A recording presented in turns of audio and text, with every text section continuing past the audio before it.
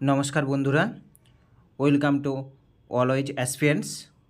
আজকের আমরা WBSSC group CD এই এক্সামের জিকের প্রশ্ন উত্তর ব্যাখ্যা সহ আলোচনা করব এবং সেইগুলির ব্যাখ্যা দেখব।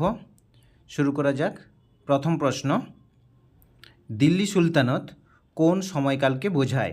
অপশান এ 1226 থেকে 1326, অপশান বি 1206 থেকে 1526, অপশান সি 1326 থেকে 1526 খ্রিস্টাব্দ, অপশান ডি 1206 থেকে 1453 খ্রিস্টাব্দ।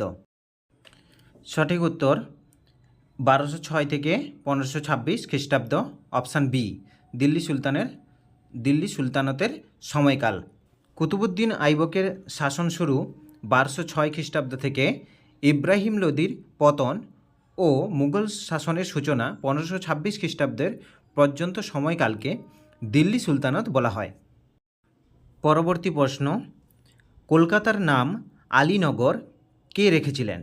Option A Alivardi Khan, option B Sirajuddaulah, option C Murshid Quli Khan, option D Mir Qasim. সঠিক উত্তর অপশান বি সিরাজউদ্দৌলা। 1756 সালে সিরাজউদ্দৌলা কলকাতার দখল নিয়ে নাম পরিবর্তন করে কলকাতার নাম রাখেন আলীনগর। তৃতীয় প্রশ্ন, সতীদাহ প্রথা কে কবে বিলোপ করেন? অপশান এ লর্ড ক্যানিং 1856 সালে, অপশান বি লর্ড রিপন 1881 সালে, option C lord William Bentinck 1829 সালে, অপশান ডি লর্ড ডালহৌসি 1853 সালে। সঠিক উত্তর লর্ড উইলিয়াম বেন্টিং 1829 সালে সতীদাহ প্রথা বিলোপ করেন। বিখ্যাত সমাজ সংস্কারক রাজা রামমোহন রায়ের প্রচেষ্টায় 1829 সালে লর্ড উইলিয়াম বেন্টিং সতীদাহ প্রথা আইন করে নিষিদ্ধ করেন। পরবর্তী প্রশ্ন, ভারতের প্রথম মহিলা গভর্নর কে ছিলেন? Option A Sarojini Naidu, option B Pratibha Patil, option C Indira Gandhi, option D Sonia Gandhi. খুবই সহজ প্রশ্ন, এর উত্তর সরোজিনী নাইডু। ভারতের প্রথম মহিলা গভর্নর ছিলেন সরোজিনী নাইডু। 5 নম্বর প্রশ্ন, চিরস্থায়ী বন্দোবস্ত কবে প্রবর্তিত হয়? অপশান এ 1790 খ্রিস্টাব্দে, অপশান বি 1793 খ্রিস্টাব্দে, অপশান সি 1798, অপশান ডি 1802 খ্রিস্টাব্দে। সঠিক উত্তর অপশান বি 1793 খ্রিস্টাব্দে চিরস্থায়ী বন্দোবস্ত প্রবর্তিত হয়। চিরস্থায়ী বন্দোবস্ত চালু করেন লর্ড কর্নওয়ালিস 1793 সালে। এটি বাংলা, বিহার ও উড়িষ্যার মতো কিছু অঞ্চলে চালু হয়েছিল। পরবর্তী প্রশ্ন, কলকাতায় হিন্দু কলেজ কবে প্রতিষ্ঠিত হয়? অপশান এ 1867 খ্রিস্টাব্দে, অপশান বি 1816 খ্রিস্টাব্দে, অপশান সি 1917 খ্রিস্টাব্দে, অপশান ডি 1817 খ্রিস্টাব্দে। সঠিক উত্তর অপশান ডি 1817 খ্রিস্টাব্দে। ডেভিডিয়ার এবং আলেকজান্ডার ডাফের সহযোগিতায় রাজা রামমোহন রায় 1817 সালে কলকাতায় হিন্দু কলেজ প্রতিষ্ঠা করেন, যেটি পরবর্তীকালে প্রেসিডেন্সি বিশ্ববিদ্যালয় নামে পরিচিত হয়। পরবর্তী প্রশ্ন, কোন ব্রিটিশ শাসক ভারতে পুলিশ প্রশাসনের স্থাপনকর্তা ছিলেন?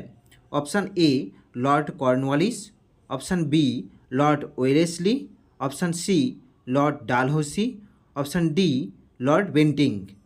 সঠিক উত্তর লর্ড কর্নওয়ালিস।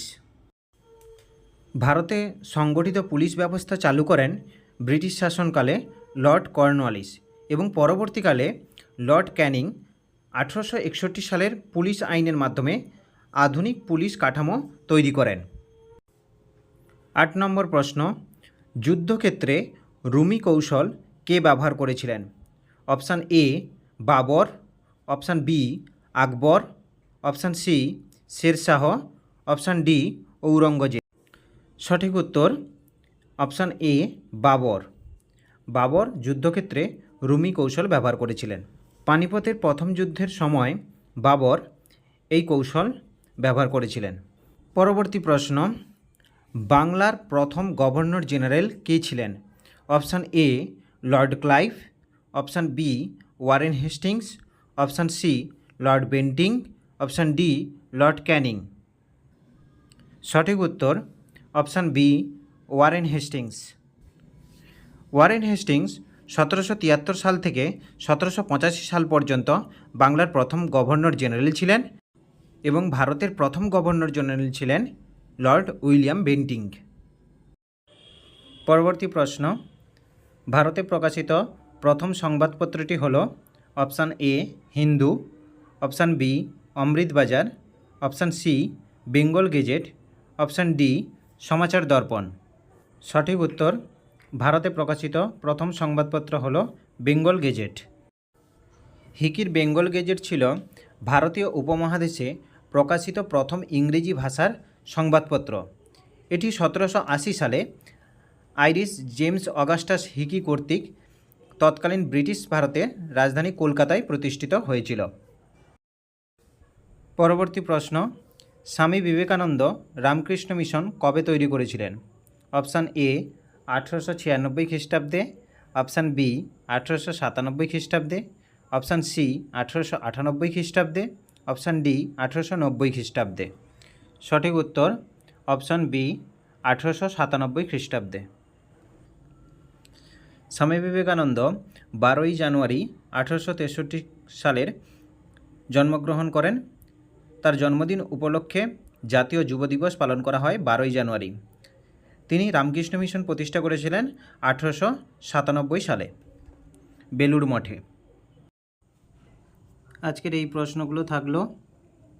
ভিডিওটি ভালো লাগলে like, comment, share and subscribe. Thank you.